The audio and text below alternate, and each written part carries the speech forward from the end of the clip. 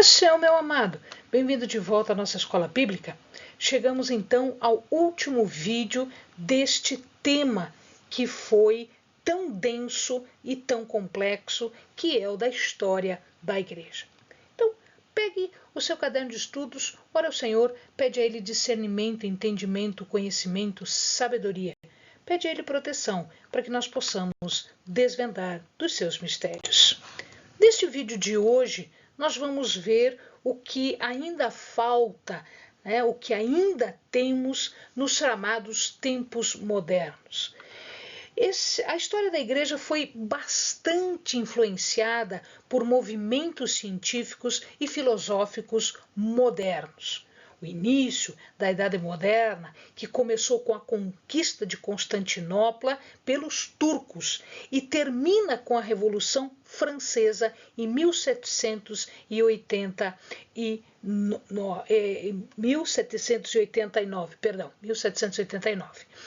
Nas ciências, nós temos o método científico baseado em experiência prática, verificável pelos sentidos. Nós temos inúmeros cientistas, filósofos que vão trazer experimentos, provas, instrumentos científicos. E isso tudo traz influência para dentro da história da igreja. Muita coisa é questionada, muita coisa é revista, muita coisa, então, sofrerá uma modificação no tratamento, no pensamento.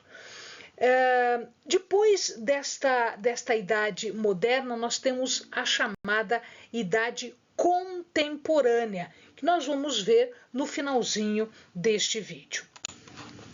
Os movimentos científicos, filosóficos modernos, eles começam com os cientistas Copérnico, por exemplo, que desenvolveu um sistema que não era aceito pela igreja, um sistema chamado heliocêntrico, no sentido de que não era a Terra que estava no centro, mas é o Sol, heliocêntrico. É a Terra que gira em torno do Sol e não o Sol em torno da Terra. Galileu, este segundo aqui, então este aqui é o Copérnico, este aqui é o Galileu. Galileu, ele inventou não só o termômetro, aplicando também o telescópio ao estudo da astronomia. Ele foi obrigado a renegar as suas descobertas pela Inquisição. Ele sofreu os efeitos da Inquisição. Este aqui é Isaac Newton. Isaac Newton demonstrou as órbitas dos planetas explicadas pela lei da gravitação, a lei da gravidade. A Terra deixa de ser o centro de todas as coisas. Na filosofia nós temos Descartes, Spinoza, Leibniz e Locke. Descartes, por exemplo, é o pai da filosofia moderna, desenvolvedor do que nós chamamos de método cartesiano, onde se exige a necessidade de demonstrar as coisas. Para Spinoza, nós temos uma coisa interessante. Spinoza via Deus e a natureza como a mesma coisa, ele não via diferença num ou no outro. Ele não acreditava na criação, no propósito de Deus ou em milagres. Leibniz, por exemplo, dizia que o número das substâncias é infinito e que Deus é a substância original. Os homens eles devem ir atrás deste conhecimento através do esclarecimento das coisas. E Locke falava que a religião é razoável, ela não contraria a razão, e que a moralidade é um mandamento divino que nós temos que respeitar. O homem, dizia ele, tem o direito à vida, à liberdade e à propriedade. E todos eles aceitavam o deísmo, não o teísmo, mas o deísmo como um Deus distante que cria e deixa tudo correr sem a sua intervenção. No deísmo, Deus não faz parte da história. Deus cria e deixa que as pessoas se virem como elas possam se virar. O cristianismo nas Américas foi estabelecido logo depois do descobrimento. Aliás, nos navios que vieram para as Américas, haviam sempre alguns religiosos, sejam franciscanos, sejam dominicanos ou sejam jesuítas. Nós já vimos no vídeo passado, eu já comentei, que os jesuítas tiveram bastante importância na colonização, no fazer as coisas, construir as coisas no Brasil. Tanto é que eles fundaram São Paulo, né, um dos componentes do grupo dos colonos que fundou São Paulo, estavam jesuítas importantes. Então eles faziam aqui o contato com os indígenas. Nos Estados Unidos, os huguenotes foram os primeiros. Eles chegaram nos Estados Unidos, né, os protestantes chegaram lá e eles foram massacrados pelos espanhóis católicos, ou seja, aquela guerra que nós vimos no vídeo passado, nós tivemos aí séculos de guerras, mortandade, milhões de pessoas morrendo na Europa por conta da religião, por conta de ser católico ou de ser protestante, veio para as Américas e aqui nos Estados Unidos fez as suas primeiras vítimas quando se confrontaram os huguenotes com os espanhóis católicos. Os índios foram cristianizados. Aqui no Brasil, os jesuítas tiveram tamanha importância em fazer isso. A Igreja Anglicana também teve participação aqui no Brasil, principalmente quando os ingleses vieram para cá, também para a colonização. Os ingleses tiveram bastante importância nos Estados Unidos, na colonização americana do norte. Nós falamos no vídeo passado do navio Mayflower. Mayflower foi um navio que trouxe para as Américas grandes pregadores, grandes protestantes que, fugindo da Europa, vieram para cá e abriram aí campos de evangelização bastante importante. Então nós temos os huguenotes, os presbiterianos, os batistas, os menonitas, os luteranos, os quakers, dentre outros protestantes que vieram para cá, os reformistas que vieram para as Américas. Um ponto importante aqui é o chamado avivamento metodista. Toda vez que ocorre um esfriamento, mesmo entre os protestantes, espiritualmente ocorre um arrefecimento, uma calmaria, a pregação se torna morta, a fé se torna morta, o espírito se torna morto e paralisado, algumas pessoas são levantadas por Deus. Então surge aqui o chamado Clube Metodista. E este Clube Metodista, ele se divide num metodismo calvinista e um arminiano. Naquela época, a moral era baixíssima. Muita violência, alcoolismo, obscenidades, imoralidades, vício, adultério, homicídio, blasfêmia, quer dizer, xingamentos. Não era um lugar bom, né? As coisas estavam bastante complicadas. Então, o racionalismo em todas as classes de pensadores, a filosofia, tudo isso começa a trazer áreas diferentes para o espírito das pessoas. A Revolução Industrial não foi melhor, ou seja, as pessoas passaram a se preocupar bastante com a economia, né? Principalmente Inglaterra, ela tem um desenvolvimento bastante grande aqui, tanto é que ela transforma a Inglaterra numa potência mundial. Então surgem agora algumas pessoas que ouvem a voz do Senhor e começam a transmitir estas coisas. É o que acontece, por exemplo, com o João e o Carlos Wesley, o George Whitefield e o John Fletcher. Todas estas pessoas, elas vão trazer o que nós passamos a conhecer como avivamento metodista. É uma luta contra este estado de coisas, esta moral baixa, vil, que estava agraçando toda a comunidade. Wesley, os irmãos Wesley, né? Nós temos aqui a doutrina de Wesley.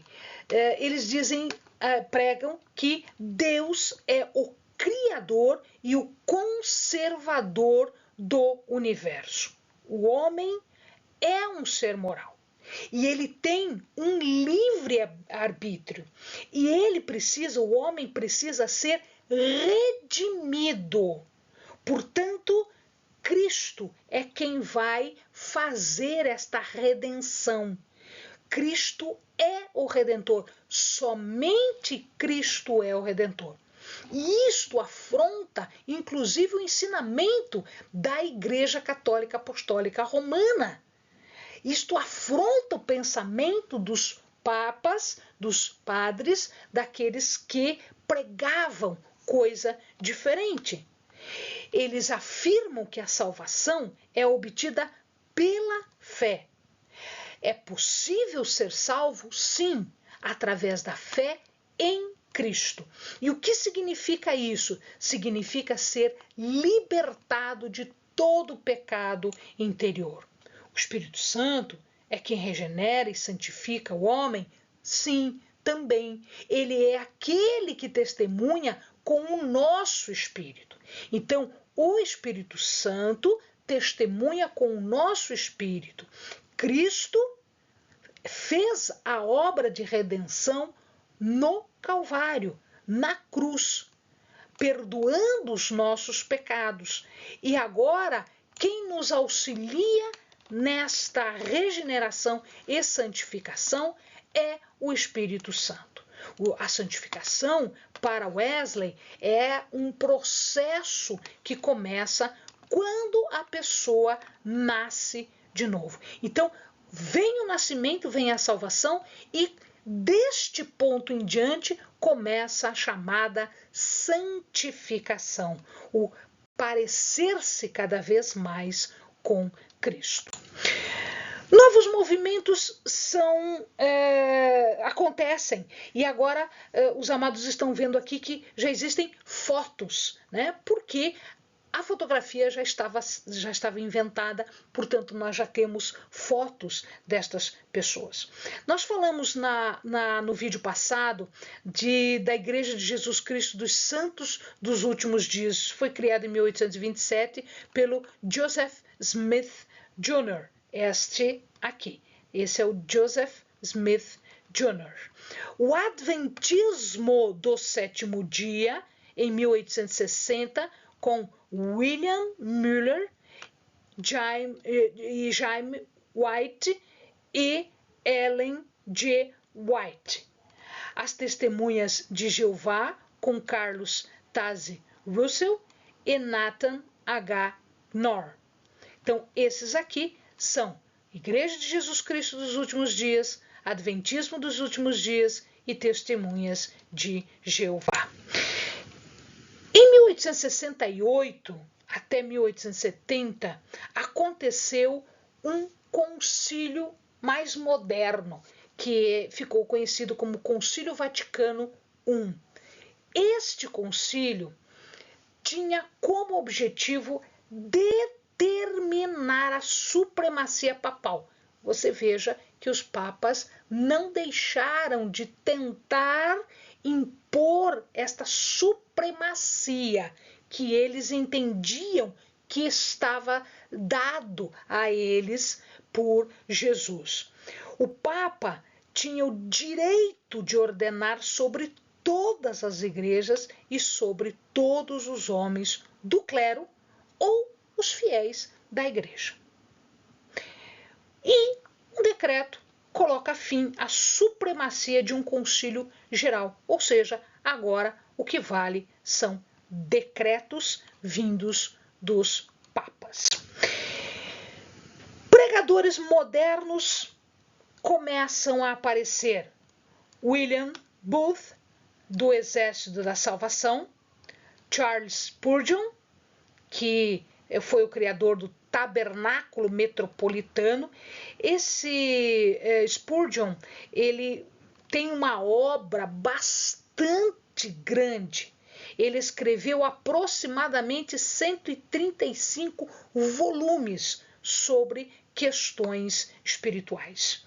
E aqui nós temos o Dwight Moody e Ira Sankey, que fizeram um despertamento na Inglaterra.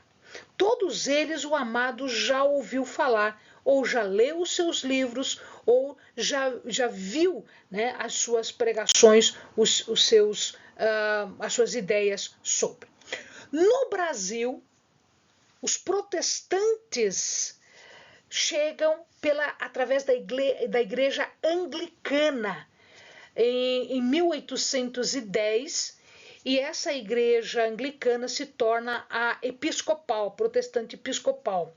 Os luteranos chegam em 1824, os congregacionais em 1855, os presbiterianos em 1859, os batistas em 1871 e os metodistas em 1890. Estas datas são as datas da construção, da instalação de igrejas aqui no Brasil. As igrejas pentecostais começam a se difundir. Então nós tínhamos os protestantes e agora nós temos as chamadas igrejas pentecostais. O que significa isso? Significa que estas igrejas pentecostais, elas estão revivendo o início da igreja. Num dos primeiros vídeos, o primeiro e segundo vídeo, nós contamos aos amados que a igreja apostólica, a igreja primitiva, ela começa no dia de Pentecostes, com o batismo do Espírito Santo, através do dom de línguas. Então, o sinal que diferencia as igrejas pentecostais é exatamente este, é o dom de línguas. Os dons espirituais são para as igrejas pentecostais a norma, e os cristãos que fazem parte da igreja pentecostal têm total liberdade para exercê-los em ordem, sem escândalos. Ela coloca a experiência pessoal com o Espírito Santo, ou seja, é o batismo com o Espírito Santo. Ela inicia no Kansas, nos Estados Unidos, e tem-se aqui uma das histórias mais famosas do pentecostalismo, que é o que acontece na chamada Rua Azusa, que é o centro mundial do avivamento pentecostal. São pentecostais a Assembleia de Deus, a Igreja Quadrangular, a Igreja de Deus em Cristo, a Igreja de Deus e a Igreja Pentecostal Santificada. E aqui começam agora a surgir outros movimentos. Destes iniciais começam a vir outras chamadas igrejas pentecostais. A ênfase é na volta iminente de Cristo no arrebatamento da igreja, seguida da grande tribulação, a segunda vinda de Cristo para estabelecer seu reino milenar. Aqui nós temos os papéis de Cristo. Todas estas igrejas defendem que Cristo tem 4 papéis. Primeiro papel, salvador. Segundo, no batismo, é aquele que cura e é aquele que voltará. No Brasil, nós temos também o desenvolvimento de algumas outras igrejas evangélicas que são muito conhecidas. Nós temos a Igreja Internacional da Graça, com o Romildo Ribeiro Soares, que os amados conhecem como R.R. Soares, que inclusive faz programas, dá para assistir na TV, nós temos, na TV aberta, nós temos as pregações do R.R. Soares. E o cunhado do R.R. Soares é o Edir Macedo. Tanto um quanto o outro, ambos, eles fundaram uma igreja em 1977. E aí, por uma questão de desentendimento doutrinário, eles acabaram se desentendendo e eles se separaram em 1980. O R.R. Soares fica com a Igreja Internacional da Graça e o bispo, chamado bispo Edir Macedo, funda a chamada Igreja Universal do Reino de Deus. Nós temos aí igrejas aqui em Curitiba, São Paulo, nós temos igrejas enormes, né, que são do conglomerado, aí, do grupo da Universal do Reino de Deus. No século XIX, inicia agora o chamado liberalismo teológico. Ele tem origem no naturalismo científico. Nega os elementos sobrenaturais do cristianismo. Que elementos naturais? O nascimento de Cristo, a ressurreição de Cristo e os milagres de Cristo. Jesus está sendo negado, ele é só um exemplo, ele é só um profeta, ele é mais um mestre, um pioneiro moral. Os milagres e o sobrenatural não existem. Mas a igreja, ela é apenas uma organização de aprimoramento humano. A Bíblia não é a palavra de Deus, é um registro histórico e ele não aceita a revelação bíblica sobre Jesus. Ou seja, o liberalismo teológico, mais uma heresia aqui moderna, né? Diz que Jesus não é filho de Deus, não é salvador e não deve ser, portanto, objeto de adoração. O plano do liberalismo teológico era colocar um racionalista, uma pessoa de razão e não de espírito, em todas as cadeiras que ministravam ensino da Bíblia, nos colégios. Olha só o plano maligno aqui. Então, não alguém que era espiritual para explicar a Bíblia, mas alguém que era racional nos colégios e nas igrejas. Liberar a imprensa, liberar rituais, celebrações, liberar curso para os seus pastores e líderes, para que eles aprendam a fazer um racionalismo e não um ensino espiritualizado. Em seguida, nós temos o Concílio Vaticano II, que aconteceu em 1858. Nesta época, o Papa era João XXIII e o objetivo era melhorar a obra pastoral da Igreja e a união dos cristãos. Um dos grandes defensores do Concílio Vaticano II, na atualidade, é o atual Papa Francisco. Ele determina a liberação do uso das línguas nacionais na missa em lugar do latim, ou seja, eu não preciso mais assistir missa em latim. Desde 1858 não é mais necessário fazer a missa em latim, é possível fazer a missa, no nosso caso, em português. As Sagradas Escrituras foram abertas à leitura, os fiéis foram permitidos ler a Bíblia. Católicos e protestantes são hoje irmãos separados, mas irmãos. Então, não se fomenta mais uma guerra santa, uma guerra entre religiões diferentes, como o protestantismo e o catolicismo.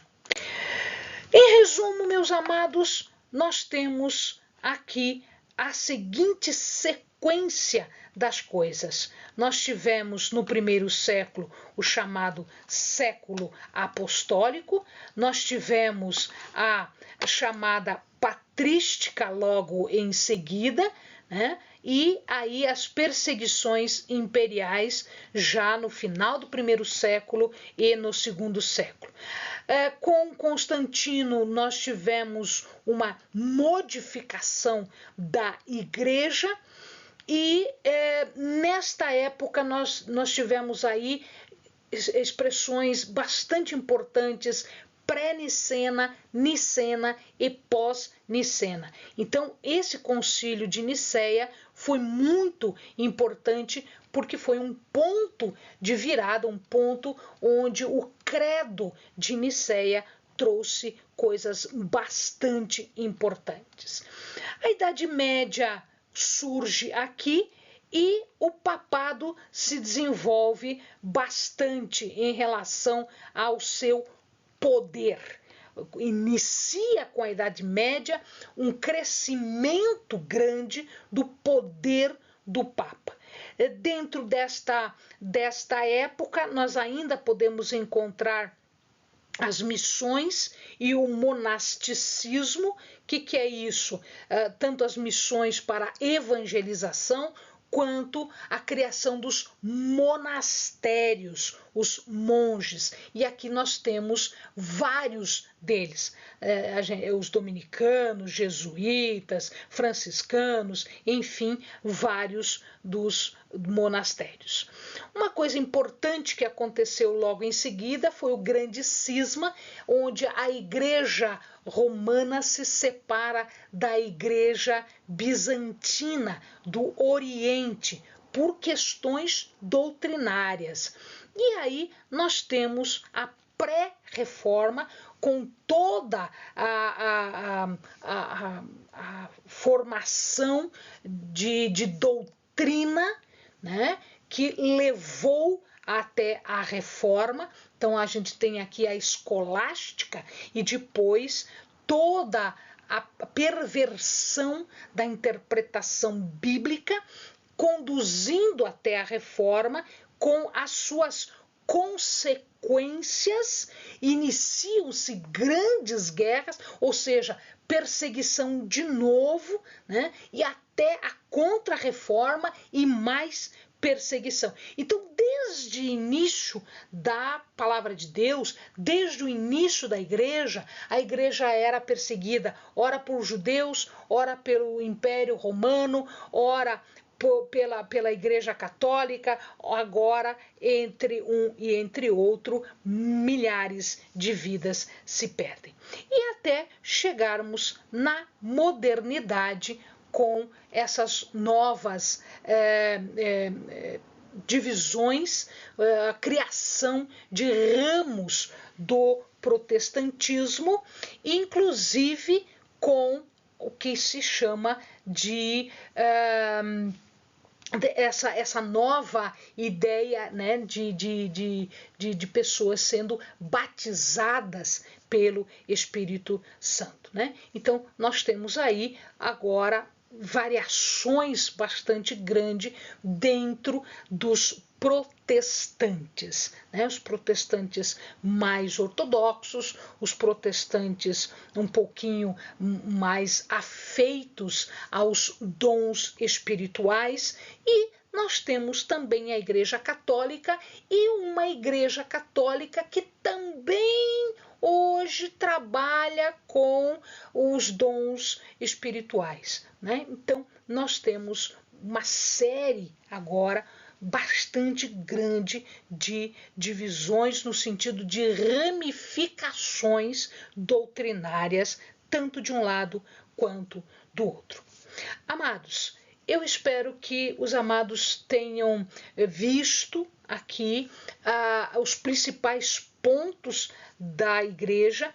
A igreja, desde o início, ela foi perseguida, desde o início ela esteve sujeita à violência, à morte, e dadas as opções, se amoldar ao mundo ou morrer, muitos preferiram morrer e manter intacto a sua fé e a sua dedicação ao louvor e adoração ao verdadeiro, único, soberano, supremo Deus.